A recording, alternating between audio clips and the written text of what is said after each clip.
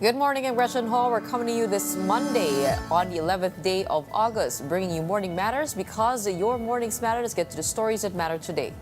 The Department of Health has established a fast lane in almost 20 hospitals across Metro Manila. This initiative aims to solve the rising number of leptospirosis cases during the monsoon season. House Prosecution spokesperson Attorney Antonio Bucoy said that the fight is not over yet regarding the impeachment case against Vice President Sara Duterte.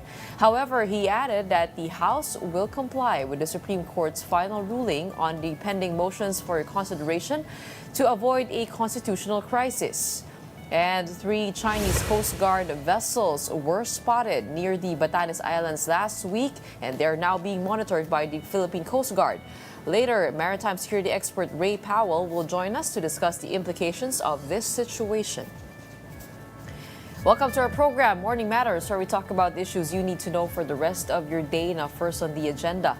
Despite the Senate shelving the impeachment complaint against Vice President Sara Duterte, the House Prosecution Panel is still pushing to revive it, challenging the Supreme Court's ruling that struck it down as unconstitutional. Here is a report. The fight isn't over yet. That's a statement of House Prosecution Panel spokesperson Attorney Antonio Bucoy after the Senate archived the impeachment case against Vice President Sara Duterte. This is because there are still motions for consideration filed to overturn the Supreme Court's decision declaring the case unconstitutional. Bucoy insists that the Supreme Court's ruling was completely wrong. Mali mula letrang A hanggang letrang Z. Mali. Hindi batay sa katotohanan, kontra sa ebidensya, kontra sa batas. Hindi kami susuko na porke in-archive na tapos na ang boxing. Umaasa pa kami na pakikinggan kami ng kataas-taasang hukuman. May pagkakataon pa, meron pang chance na dinggin kami. But if the Supreme Court stands by its ruling, the House will likely comply. Bucoy said they do not want to trigger a constitutional crisis. Sasabihin ng Supreme Court, hindi, tama kami. Hindi ko namin susuwayin yan. Susundin namin yan. The House will not cause the constitutional crisis. The catalyst for the constitutional crisis will never be caused by the House. If that happens, House Deputy Speaker and Iloilo Representative Janet Garin said it's still unclear what the chamber's next move will be. I leave it to the members, all the members of the 20th Congress, no? Kasi sa ngayon lahat nag-uusap-usap, no? And syempre iba ang stand ng minority, iba naman ang stand ng majority. So these are things that we need to discuss, we need to balance and come up with concrete statements. But if the court reverses its ruling and grants the House's appeal, Bucoy said the Senate should revive the impeachment case against the Vice President. He also rejected claims that the impeachment issue is anti-Duterte. Ang motivation ng impeachment ay hindi naman para kontra Sara kontra katiwalian. Ito po ay sinusulong dahil sa pananagutan. Ang usapin ay ang kanyang krimen laban sa bayan. Panagutan niya. Hindi pa ho pinag-uusapan dito yung 2028. Walang katuturan dito yung politics. Meanwhile, Davao City Vice Mayor Baste Duterte said he respects his sister's critics. It's okay. It's a democracy. So yeah, they can say whatever they want. If you don't have the numbers, you can't have the cake. You can have the prize. Okay? So that's it. So you can say whatever you want. But he insists that the impeachment bid is rooted in politics. I'm going to say what I said before, and from the beginning, it's a political scheme. It's a smear campaign against the Vice President. 2 House lawmakers vowed to hold Vice President Sara Duterte accountable for the alleged misuse of confidential funds. Representatives Paulo Ortega and Jay Kong-hoon said the Supreme Court's ruling that declared her impeachment case unconstitutional did not clear her of the allegations. They stressed that the decision focused only on procedure and that any ruling on the charges would require a new impeachment process. The lawmakers also warned against misinformation, claiming Duterte was absolved. They said they will continue to pursue accountability, whatever it takes them. President Bongbong Marcos will sign a bill to postpone the December barangay and Sangguniang Kabataan elections. He has also ordered a 60-day halt to rice imports to shield farmers during the harvest season. Here is a report. President Bongbong Marcos said he would sign a law postponing the December 2025 barangay and Sangguniang Kabataan elections. Speaking to reporters on the sidelines of his state visit to India, Marcos stressed the government must focus on the first-ever parliamentary elections in the Bangsamoro Autonomous Region in Muslim Mindanao. No, I'll sign it. I'll sign it. Because we are facing the one of the biggest elements here, kakatapos lang natin ng malaking eleksyon, midterm election. Susunod na rito yung BARM. Isasabay pa natin ngayon yung barangay. Masyado nang, ang OMELEC actually nagsasabi, hindi namin kaya. Once signed, the measure will move to BSKE from December 1, 2025 to November 2026. It will also extend the terms of barangay officials from 3 years to 4. You have to remember, the BARM election that is upcoming in October is the first time we have ever had this kind of election at all. At all. Sa buong kasaysayan ng Pilipinas, hindi pa nagkaroon ng BARM parliament na hinalal ng tao. So, that is why it is so important. And if that election fails, malaking bagay, malaking failure yan dun sa peace process. According to COMELEC Chairman George Garcia, more than 2 million voters registered from August 1 to 9 for the BSKE. In other policy updates, the President has ordered a 60-day suspension of rice imports starting September 1. The goal, to protect local farmers and stabilize palay prices during harvest season. The Agriculture Department said the ban applied only to well-milled and regular milled rice, excluding fragrant and basmati varieties. No order has been issued yet to raise rice tariffs. The DA recommended increasing them from 15 to 25%. The Samahang Industriya ng Agrikultura welcomed the suspension but urged the government to restore tariffs to the original 35%. Welcome development ito, pero siyempre mas gusto natin yung tariff, no? From 15 ibalik sa 35. Yun ang original tariff eh. Yun ang allowal binigay ng WTO sa atin. Yung 35% tariff. Kasi yung nag-harvest ng January to June or July, almost 9 million metric tons na yun. Ang lugi ng magsasaka is almost 54 billion pesos. Dahil dun sa 10 pesos na palay na price. The DA does not expect major changes in supply or prices since the import ban will coincide with the harvest season. The Department of Education has ordered schools nationwide to tighten security measures following the shooting incident at Santa Rosa Integrated School in Nueva Ecija. Education Secretary Sani Angara issued a directive on August 8 urging stricter enforcement of long-standing safety policies. Under DepEd Order Number 40, Series of 2012, all acts of violence, abuse, and possession of weapons or other harmful items are strictly prohibited on campus. Angara also emphasized DepEd Order Number 007, Series of 2024, which requires every school to maintain a safe, secure, and supportive learning environment. He called on educators, parents, and communities to work together to ensure that schools remain safe, peaceful, and nurturing spaces for all learners. Let's move on over to weather. Tropical cyclone Podul has entered the Philippine area of responsibility. It was given the local name Goryo. Its center was last spotted some 1,305 kilometers east of extreme northern Luzon. Goryo has no direct impact yet on any part of the country, though it may make landfall over the northeastern coast of Taiwan on Wednesday and exit the Philippine area of responsibility by Wednesday evening or Thursday morning.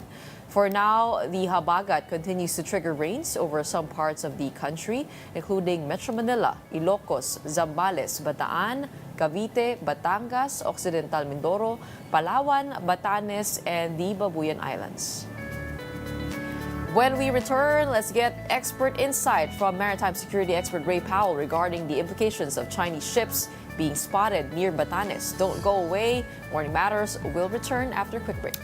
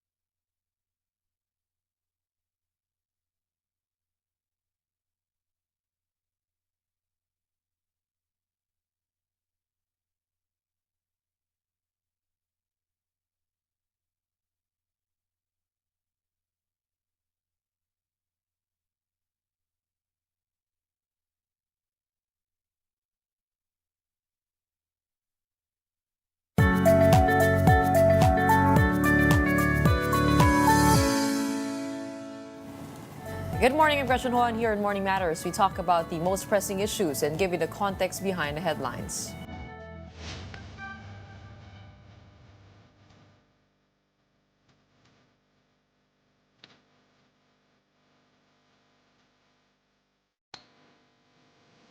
The Philippine Coast Guard is monitoring 3 Chinese Coast Guard vessels spotted near the Batanes Islands close to Taiwan.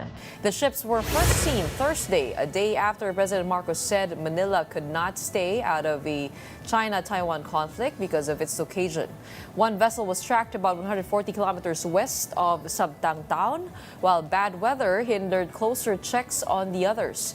China has protested Marcos's remarks, urging the Philippines to uphold the One China policy and avoid playing with fire over Taiwan. To help us understand the implications of this latest development, joining us now is maritime security expert Ray Powell, director of Sea Light. Welcome back to Morning Matters, to our show. Thanks, Gretchen. It's good to see you. Good to see you. You've been sounding the alarm over heightened activity in different areas of the West Philippine Sea. I do know that I saw you post first before the PCG announced anything on what's happening over in Batanes. Yeah. You described the movement as bracketing. Yeah. Is that unusual? Yeah, so yes. This is actually the first time I've ever seen the China Coast Guard operate east of the archipelago, of course, the northern Yes. part of the archipelago with Batanes. So I think it was very clearly tied to China's concerns over what it believes is too much talk about Taiwan coming from the Philippines because of where it happened and the unprecedented nature of this particular deployment. So it happened after the remarks of the president? It did, yeah. Now, there have been sort of, undercurrents of discussions between the Philippines and Taiwan over the recent months, and I think that probably Beijing has been nervous about that. And so now, what the president said in New Delhi was actually pretty measured and reasonable. If there is a Taiwan contingency, the Philippines is looking at a major humanitarian problem. There are a couple of 100,000 Philippine workers in Taiwan. Correct. There will be refugee flows coming across the Bashi Channel. So it's not exactly I don't think that he crossed any lines, but Beijing is on such a hair trigger when it comes to Taiwan. Well, let me quote the president, what he said. If there is a confrontation over Taiwan between China and the United States, there's no way that the Philippines can stay out of it simply because of our physical geographic location. If there's an all-out war across the Taiwan Strait, or no, that's not included. If there's an all-out war, then the Philippines will be joined into it. We will have to defend our territory and sovereignty. In addition, there are a large volume of Filipinos in Taiwan. He That's might as about well it. have said the sky is blue. I mean, honestly, that's it's just the fact. But Yeah. with Beijing, in many cases, you're not allowed to state facts when it comes to Taiwan. They just right now they've become so ultra sensitive about Taiwan, and this is not a change in anything except for Beijing's own attitude. Well, Beijing has been conducting exercises over near the Taiwan Strait, right? Why is it unusual this time?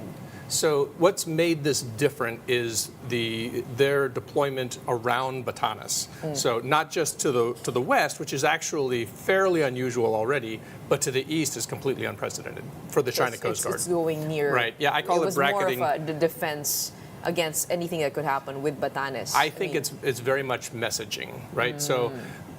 A total of 3 China Coast Guard ships is what we tracked. And by the way, they have redeployed. So since yesterday, they're all sort of on their way back to China. But I think it was a very specific message. You saw the Global Times, China's state-run newspaper, put out a complaint about Marcos mentioning Taiwan in New Delhi. So I think it's a very specific message about that. But they are on their way back to China. Now, what patterns have you been seeing around Taiwan? I mean, is an invasion imminent? So I continue to believe that China does not want to have to invade Taiwan.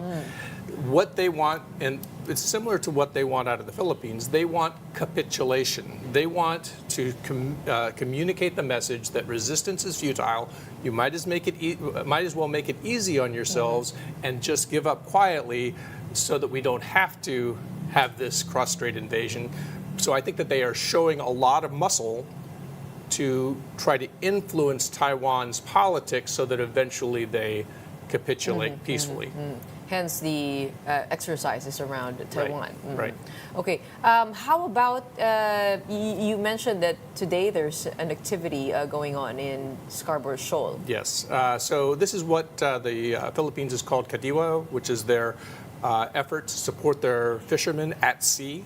So Refuel to give food supplies. yeah, and actually to buy their catch while they're at sea, so they don't have to come all the way back to Zambales in order to resupply and offload their catch. So these don't happen terribly often. It's a pretty new program, and so I have seen there's at least one Philippine Coast Guard, at least one fisheries ship, and and one support ship that they send out to do these missions. So I've seen they actually have been out this morning, and they are experiencing quite a lot of Chinese activity at Scarborough Shoal. How many ships are you monitoring around that area? So right now that I can see, there are at least 7 China Coast Guard and 14 Maritime militia ships surrounding Scarborough Shoal, up to a radius of about 25 to 30 nautical miles. Okay.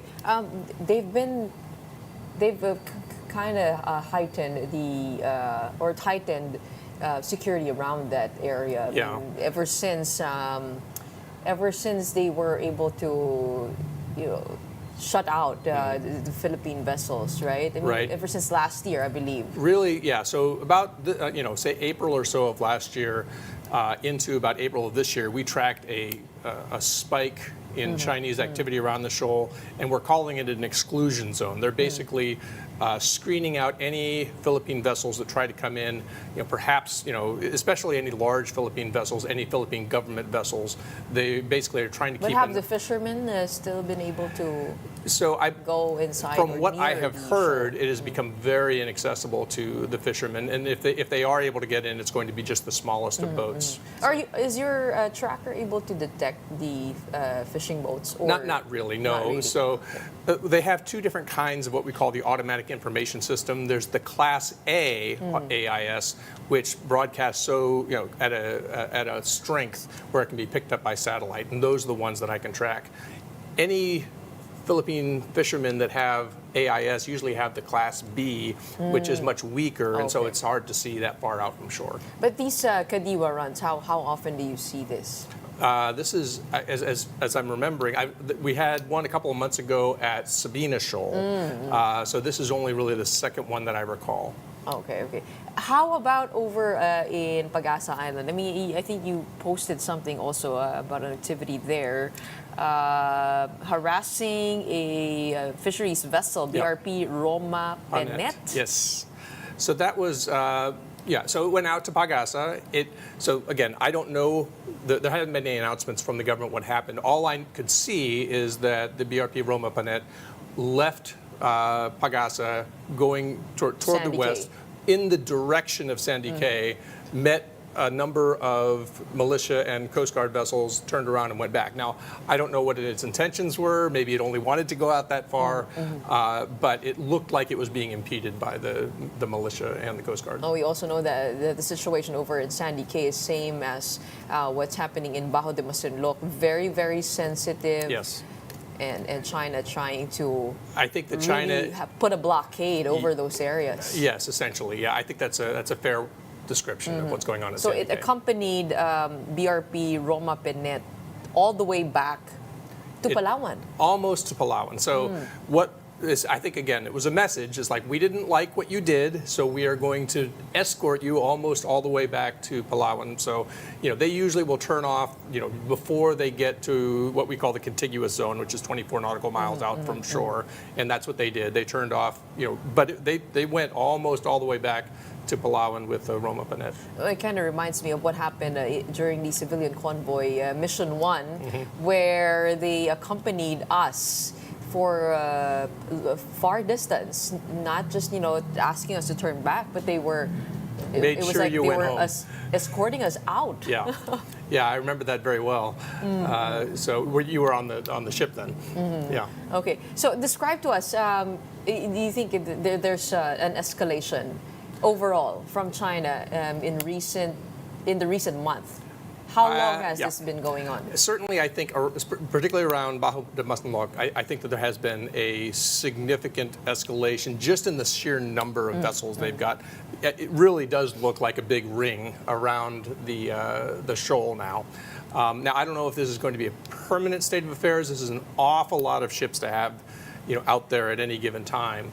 But, if I went back a year and a half, I mean, especially a year and a half, 2 years, you might see one China Coast Guard, 2 Maritime militia.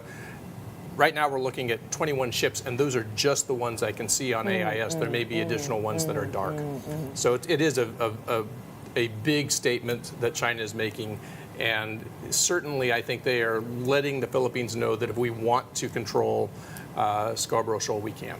Well, of course, this is happening in the greater context of, the timing of what happened up at Batanes, coinciding with the president's visit to India, Right. where they announced a strategic defense cooperation with India. Yeah, strategic partnership, yeah. What does that bring to the table of the Philippines, you think?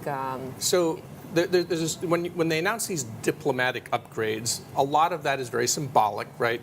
So it does bring into play other diplomatic forums that they will initiate, but it is a very symbolic step to say that we are they have sort of levels of where these partnerships can go, and they'll get more. What does strategic partnership mean, to be exact? We have one also with Vietnam. Yeah.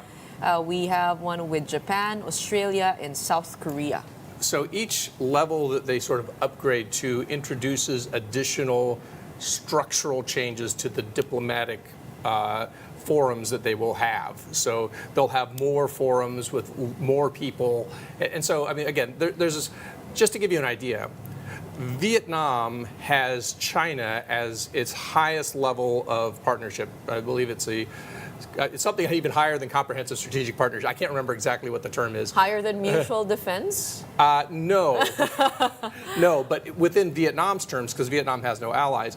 But Vietnam also believes China is its greatest threat. So there's a certain amount to which these things can be a little bit of theater, right? But I think with respect to the Philippines and India, it's actually a pretty important step for the Philippines, which is trying very hard to internationalize its security issues and its relations because it's under such threat. And India can't be accused of being just one more U.S. ally, right? Because India is very much not non-aligned, and so it has very close relations to the U.S. It also has very close relations to Russia, which is making the U.S. very unhappy right now. It tries to be multi-aligned, is what it says. So I think for the Philippines, as it tries to internationalize this issue, it's an important step to bring in, the world's largest democracy, and yet one that's not directly aligned to the U.S. Well, I know India has its own border disputes with China, but what could be the interests of India in this region? Yeah. So India has actually expressed interest for many, many years. They call it the Act East, they call it. They're very interested in the South China Sea, the fact that there are vessel flows. In fact, a couple of years ago, it had a major exercise, a big exercise with ASEAN, which is the only time I've ever seen ASEAN have a naval exercise within the 9-dash line, and it only did it with India. So bringing in India actually, I think, helps to remind China that there are more countries out there that are interested in their excessive 9-dash line claim. Just the United States. It's not just great power competition with the U.S., right? But it still, makes one ask, why would India want to get involved in all the, heat here in this region, right? Well, to some degree, India, so as you mentioned, it has a border dispute with China. So, and it also, like other countries like the U.S., wants to complicate China's strategic problem. It doesn't want to make it too easy on China to be able to focus in on the border. It wants to say, look, India is willing to be over here, working with partners over here and over there, that kind of thing. So, it wants to make sure that it keeps China on its toes. And how could the Philippines maximize this partnership? Well, I think you're already seeing some of that with, for example, the BrahMos missiles, of course. You're also seeing it with the joint patrols of the Maritime cooperative activity that it did with India. Again, moving outside of that U.S. alliance structure and bringing in India changes the dynamic a little bit and says this is an international issue. It's not just an alliance thing. But at what point can these international powers really do something more than just have the exercises? Because we've seen that a lot, even with the French Navy. Sure. I think what the Philippines is doing is taking the long view, and that's wise because this is not a problem that's going to be solved by a joint patrol. This is not a problem that's going to be solved by... It's mostly political statements. Yeah, right? and I have described what China is doing in the West Philippine Sea as a maritime occupation. And how do you, if you're the resistance, how do you combat an occupation? You do it over a long period of time and you wear the occupier out.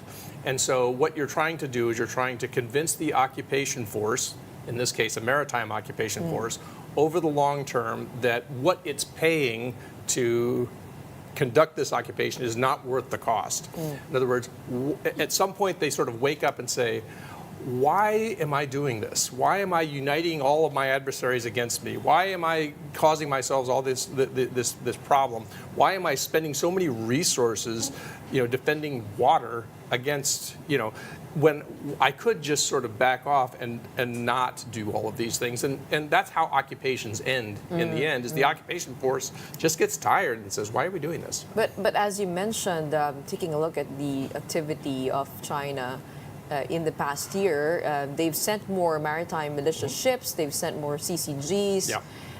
Isn't that just eliciting that kind of response from China, putting out more ships out at sea, Yeah. making the situation more difficult, allowing them to encroach on more space? We often refer to this as escalation dominance, right? Basically, I can escalate more than you can. And that's true, right, when it comes to the Philippines. China just has more stuff. It has more ships. It has 1.4 billion people. It has a much larger economy.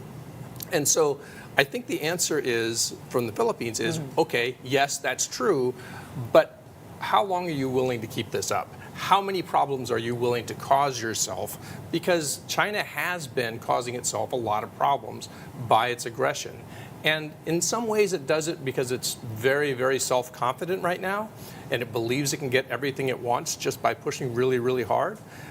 But will it still believe that in 2, 3, 5, or 10 years?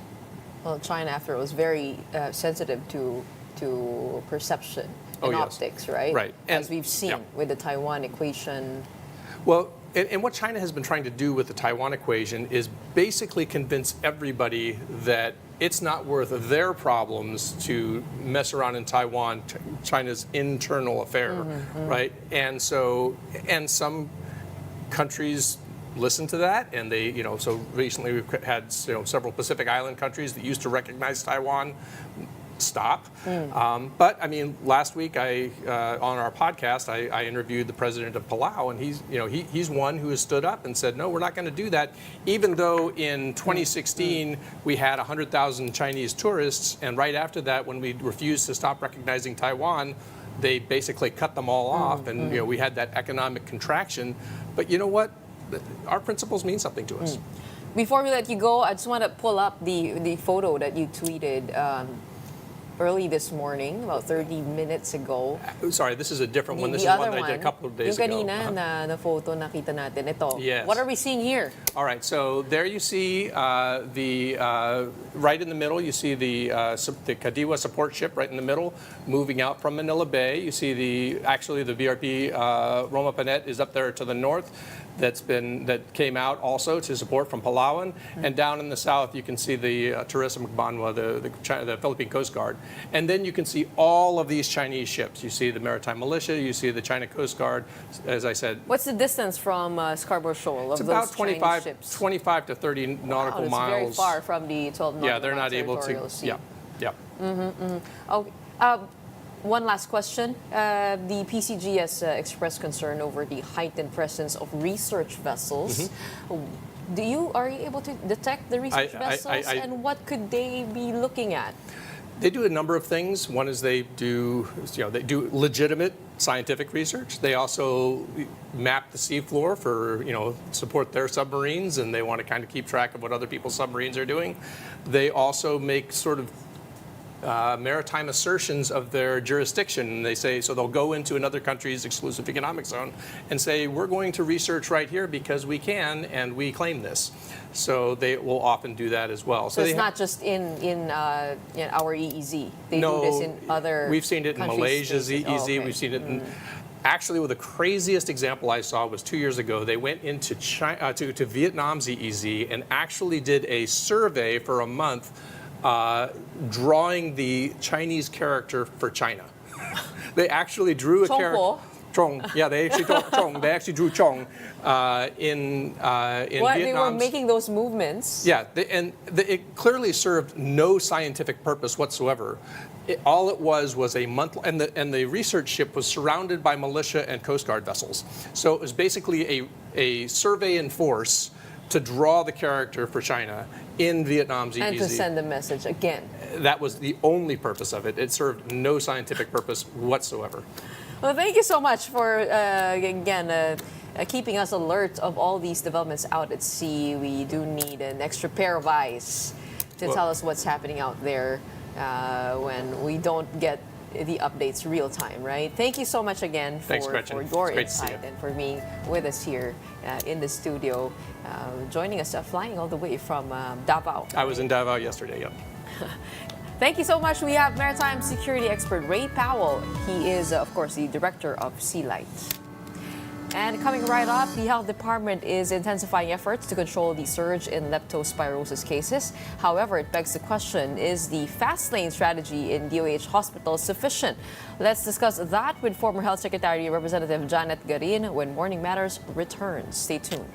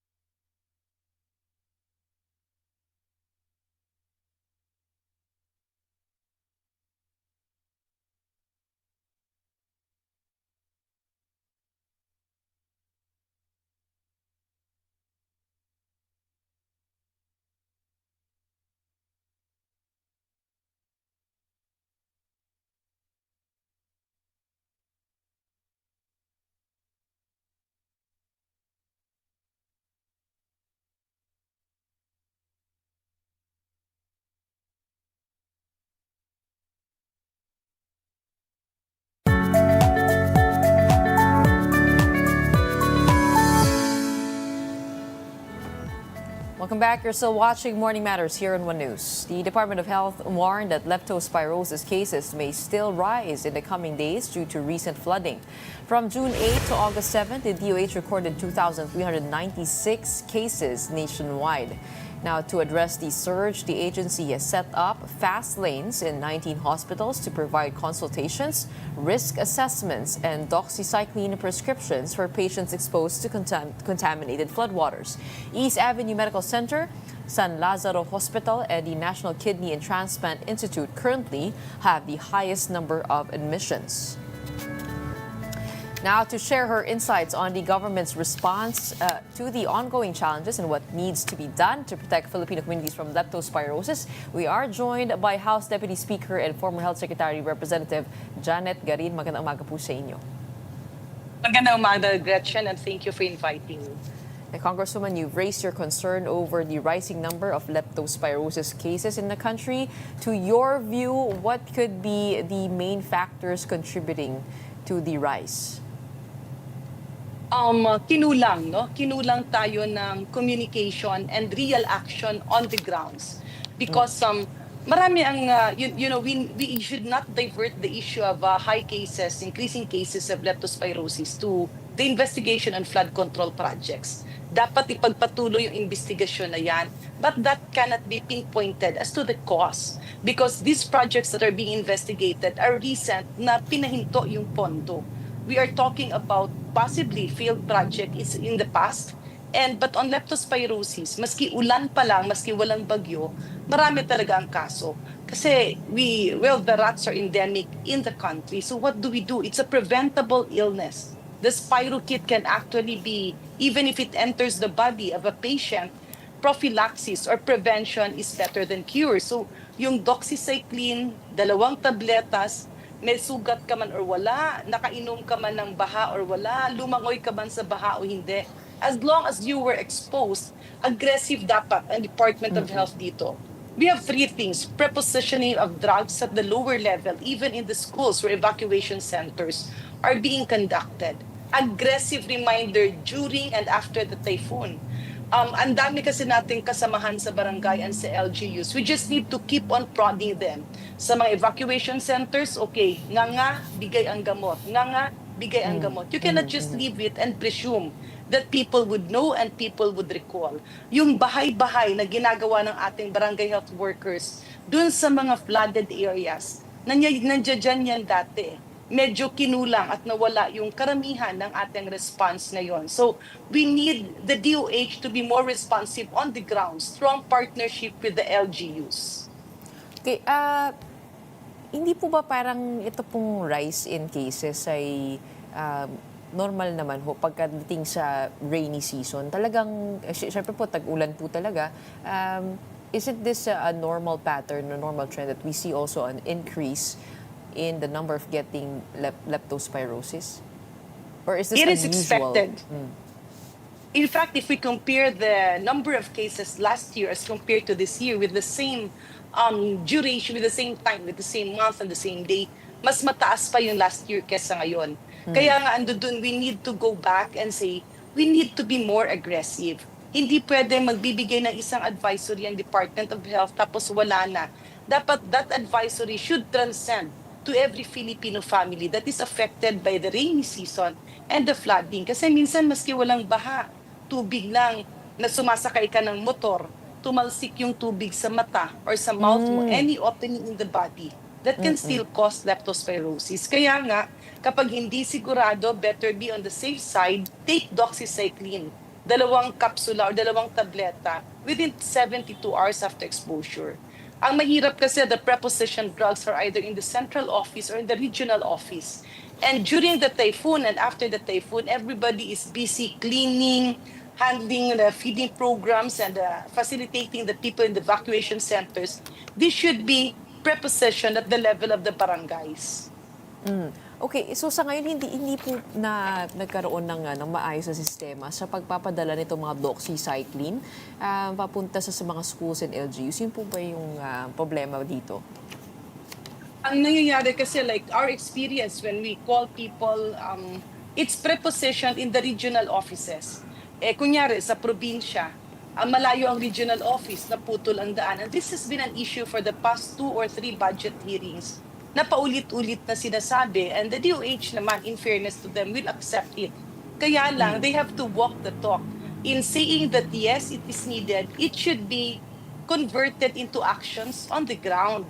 Tapos kunyari yan, natapos na yung baha, meron pang mga konting baha dyan, nagbabahay-bahay ang ating barangay health workers. Of course, they're under the LGUs, but the DOH can always collaborate with them. So we need a more proactive health workforce or health direction. Kasi kung binahay-bahay mo yan, o sino dito yung nabasa ng tubig ulan or tubig baha? Yes. Sino dito yung naglakad habang binabaha? Nga, okay, bigay ng gamot. Nga, bigay ng gamot. Kasi if you tell them, ando dun yun sa central office, andun sa regional office, kuha lang kayo. Hindi na nga sila makagalaw dahil sinasalba or nililinis yung kanilang bahay or naghahanap ng pagkain or nagtatrabaho. So, these are simple solutions to a major problem. Ibig sabihin po, there should be a higher sense of urgency from the Department of Health to institutionalize the way that this is given in a preventive way rather than in just have it as a cure after. Definitely, because when the 24 to 72 hours, pag malagpasan mo yan, wala nang epekto ang doxycycline. In this case, it's prevention. That's why our hospitals are flooded. Correct. Ang daming pasyente. Ngayon, doon na tayo gagalaw. O sige, lagyan ito ng parang green lane. Mabilis sila. I-prioritize ito. But the real essence of healthcare there is kung lahat yan, or sabihin natin hindi mo naabutan lahat, pero karamihan dyan ay napanganga mo, nalagyan mo ng 2 gamot at pinainom, sana hindi magiging ganito. Kasi paulit-ulit na to, Gretchen. Correct. And there's a manner of preventing it. Alam na ng buong matagal na, and there's a budget in the Department of Health that can be used and that should be used. Pero ang doxycycline po, kailangan po ng prescription, no? Bago ka makakuha nito? No, maraming binibili na doxycycline ang Department of Health. It is prepositioned supposedly in the regional offices. For the past 2 budget hearings, I've been communicating with the leadership of DOH openly during budget deliberations. Bakit hindi nyo ilagay dun sa mga bayan? Or, mas maganda pa nga, like kami sa mga probinsya, bakit hindi natin ilagay doon sa mga principal's office. Kasi doon tumatakbo yung mga gym na sa school, doon nag-evacuate. At least doon, yung ating mga principal, matuturuan naman yung ating mga teachers and the admin officers there, or yung BHW pupunta doon. So lahat ng ando doon na willing uminom, ay bibigyan mo ng gamot. It's free eh. And kung kinukulang man, may quick response fund ang DOH na agad-agad binibili nila ito in terms of emergency. Pero ang nangyayari, the medicines are there, it's left in the storage rooms. Kung hindi pa kailangan, dun pa kukuha, magre-requisition pa. Parang napakatagal ng proseso. By the time it reaches the victims or those exposed to the waters during the rainy season and the typhoon, wala na. Nag-lapse ng 72 hours. Ngayon, doon na tayo nagiging aggressive. O magbantay kayo ng sintomas. Kapag nilalagdat kayo, kapag naging dark color yung ihi nyo, punta kaagad sa hospital. But the point here is, leptospirosis is a traitor illness. The spirokit is there in your body, you don't feel anything, but once symptoms are there, there's a point of irreversibility. Kasi hindi mo matansya yung degree of attack niya. So, why do we have to wait for that? Ito, napakamura ng doxycycline, may pondo ang gobyerno, pinamimili yan, madaling ipamigay yan. Bakit kailangan hintayin mo sino ang hihingi or kukuha pa dun sa inyong warehouse or dun sa regional office or dun sa central office? Okay, so yung nabanggit niyo pong sintomas, yung lagnat at yung pangingitim ng ihi, yun lang po ba yung pinaka-telling? Hindi siya pangingitim, it's dark-colored. It can be dark yellow. Well, if it's orange already, ibig sabihin yan meron ng bleeding sa loob. So, medyo hindi na maganda kasi sa loob yan, matindi na yung epekto ng spirokit dun sa katawan mo. Panghihina ng katawan. Others would have yellowish, slightly yellowish eyes. Kasi the spirokit that causes leptospirosis, the leptospira, it attacks your blood vessels. And ultimately, paborito niyang atakihin yung kidneys ng pasyente. So, you see, that's why the dialysis center becomes overloaded. So, ito yung mga hinihintay na sintomas. Yung iba naman, pwedeng nilagnat lang or whatever. And that will again congest the hospitals. But, if we have repeated information up to the grounds where all the health workforce with the LGUs are mobilized together with the directions being set by the Department of Health, kukonti ang magiging ganyan. Okay. Ito po ay pwedeng i-take bago lumusong sa kahit anong baha. Pwede po bang ganon? Na kung wari sa mga responder po natin or it's best, kung naasahan nyo na po na binabaha kayo. Oo. What do you mean by that? A prevention. Kung na-expose ka, let's say example, umulan, tapos dumaan ka sa kalye na sa pananaw mo may daga dun sa area, you can take it. Kasi usually, dati ina-advise siya pag meron kang mga sugat, no, in between your toes or may sugat ka sa paa. Kasi malambot yung balat in between the toes. So maski walang sugat, pwede yang mapasok ng leptospira. Minsan naman yung iba nasa motor, tapos minsan tumatawa or naglalakad tumatawa, may tumalsik na tubig sa mouth or sa eyes. Those can be point of entries, no, of the spirokit. So, any area na may tubig na posibleng yung ihi ng daga ay dinala niya at napalangoy yung spirokit, those are red flags. Kaya kailangan uminom ka agad ng doxycycline, 2 tabletas. There's actually kung may sugat ka, iba yung pag-inom mo, no? Pero pag the usual is actually 2 tablets within 24 to 72 hours. Kaya dati, ang experience kasi ng DOH, andun yung gamot, hindi nagagamit. So, we innovated na lahat ng evacuation centers yan, pinupuntahan, sumasabay pa nga ang DOH dati sa DSWD, pamigay ng pagkain, pamigay ng food pack, bigay, nakapila yan sa evacuation centers. Then sa mga barangay naman, andun yung ating mga BHW, nagbabahay-bahay. O sino po dito ang nabasa ng tubig baha? O sino dito yung naglakad? Yun. Ito naman. So, nagiging naaalala ng tao because the typhoon victims are preoccupied with a lot of things. Minsan, pag meron isang advisory ang DOH tapos wala na, nakakalimutan nila yon.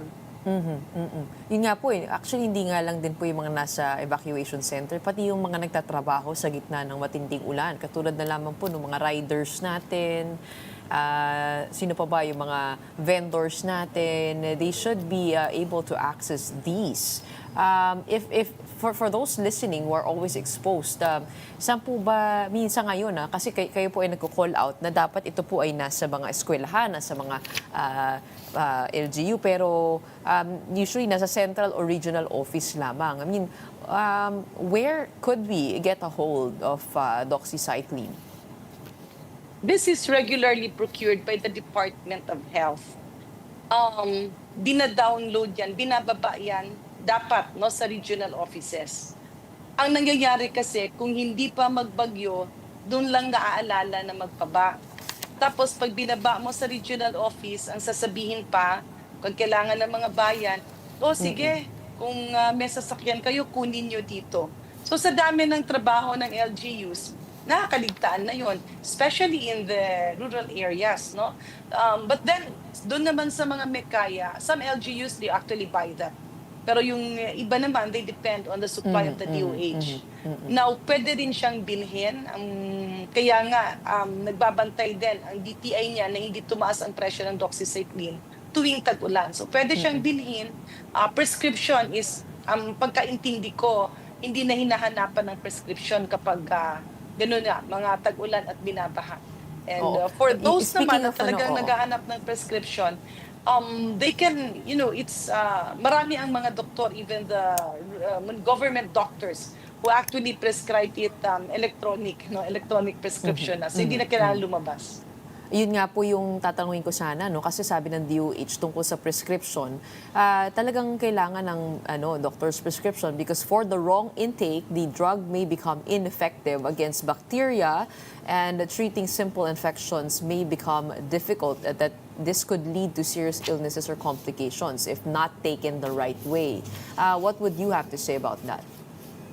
Well, that is in relation to abuse of antibiotics, specifically those antibacterial medications being used for pneumonia, lung infections, and other infections. But in the case of doxycycline, this is targeted towards a spirochete, it's not an antibacterial. Hindi siya yung antibiotic na sinasabi ng DOH dun sa antimicrobial resistance.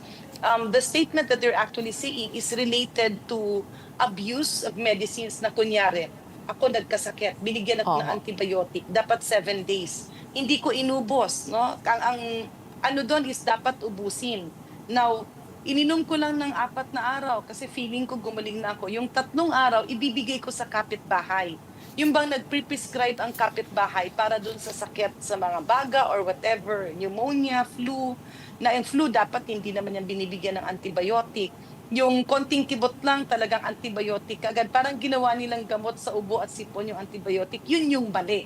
Yun ang hindi dapat. But in this case, we're talking about doxycycline, which is a prophylactic drug against leptospirosis. Prophylaxis means baka nakapasok na sa katawan mo yung incubation period na kung saan magiging aggressive ang spirochete, dun ka papasok. Parang you won't allow it to multiply, you won't allow it to act on your body. Kumbaga, kusa mo siyang mapapawala without acting on your body. So meron pong dalawang klase. It's prevention. May dalawang klase po ng doxycycline. Merong prophylactic and meron yung post-exposure. Chemoprophylactic, tama po ba yun? So yung prescription is required for the post-exposure? Kasi sabi po ng Philippine Institute of Health that doxycycline is an antibiotic. Yes, it's ang doxycycline kasi na ginagamit natin for prophylactic. Yun ang pinamimigay natin. Now, the doxycycline that they are referring to na yung ginagamit na natin dun sa malala na mga chest and lung infections, in the current times, medyo konti na ang gumagamit nun. So, marami na kasi yung options. Marami na yung tinatawag nating broad spectrum. Marami na yung alternative na tina-target na yung mas maraming organs or mas maraming bacteria na pwedeng umatake sa isang tao. So, yun po yung difference. And that's why, andun kasi yung if we are going to say, ay hindi, wag nating painumin kasi baka naman hindi siya napasok ng tubig baha. Over the years, per experience of the Department of Health, ang daming magugulat ka, ba't biglang nagyelo, ba't biglang dinala sa emergency room, tapos mag-emergency dialysis, hindi naman to lumusob sa tubig baha. And then we realize, maybe naglaro or natalsikan ng tubig, tapos natamaan. So you have to weigh the pros and cons. No, hindi naman araw-araw iinumin mo 'yon. Hindi naman araw-araw na umuulan ng todo at hindi naman araw-araw na bumabaha. But that protection window where you need to be protected, if you miss that, it will cost the life of a person. So sayang. As we know, leptospirosis can be fatal if not treated. Bilang panghuli ho, no, kayo po ay isang former DOH secretary. Kayo po, nakausap niyo na po ba ang DOH tungkol dito sa mga recommendations na ito? What are you planning on your end as a legislator to be able to improve the situation? Well, every budget hearing, we have been discussing it with them. The problem is they would make a lot of promises, but implementation on the grounds becomes different. And that's why when it was again twisted to point at the flood control projects that are being investigated, and when I was asked about it, I answered that, teka, wag nating ilihis. Kasi sa susunod na tag-ulan, mangyayari na naman ito. Let me just be clear. Okay, let us proceed with the investigation of this flood control projects na substandard. Ang unang tanong, nasaan ba ito? Because I don't think these are in the areas where there are a lot of leptospirosis. There are a lot of cases of leptospirosis. Magkaiba eh. So tuloy, mawawala ulit yung iisipin ng tao, ay hindi, kaya pala kami nagkasakit kasi yung flood control. Hindi eh. Part of that, if you have really good flood control projects and good garbage disposal, then we would have less flood, but then the rain will still be there, so people will still get exposed. There can still be cases of leptospirosis. So kaya doon tayo bumalik sa ano ba yung prevention, no? At the same time, itong mga area na marami tayong mga pasyente, hindi ito ang sinasabi ni Pangulong Bongbong Marcos na merong questionable flood control projects. So magkaiba yung lugar. That's why we have to go back. What really caused this surge? It's because people forget that there is a prevention if you get exposed. And people forget, nandiyan dyan lang yung gamot. And that is the job of the Department of Health, to really go down to the grounds. We cannot just do lip service. Kailangan natin bumaba. Kasi kailangan tayo ng taong bayan. And the flood control projects audit will be the job of our lawmakers, and of course the commission on audit to include that, no. Sana nga po magawa nito ng paraan at solusyon kasi meron po mga buong bayan din nakalubog sa matinding baha, medyo matagal yung exposure. So as we know, we have been exposed to this kind of situation for a very long time, and we should get used to it by now. Maraming salamat po for shedding light on this situation, on the rising leptospirosis cases in the country. We have House Deputy Speaker Representative Janet Garin joining us today. Thank you, Gretchen. God bless. In sports, Kayla Napoles delivered the Philippines' first medal of the 2025 Chengdu World Games. This as Napoles took the silver in the women's jiu-jitsu and the Tianyang Cultural and Sports Center Gymnasium in China. She bowed to South Korea's representative, though, in the finals. Meanwhile, Las Pilipinas women clinched their fourth straight bronze medal in the Southeast Asia V-League, sweeping Indonesia in the second leg in Vietnam on Sunday, 25-17, 25-17, 28-26. In entertainment, Vibe launched its pilot episode this Sunday, introducing a fresh music countdown show to Philippine television. Featuring a talented lineup of Vibe jocks, the program highlights energetic performances centered on original Filipino music. The show garnered support from well-known personalities, fueling excitement around its debut. You'll catch that show, Vibe, daily on TV5 and through our digital platforms. And that wraps up today's episode of Morning Matters. We hope we've given you the right start to your week and your morning. Let's go ahead and make the day matter. My name is Gretchen Ho. We are One News, all sides, all the time.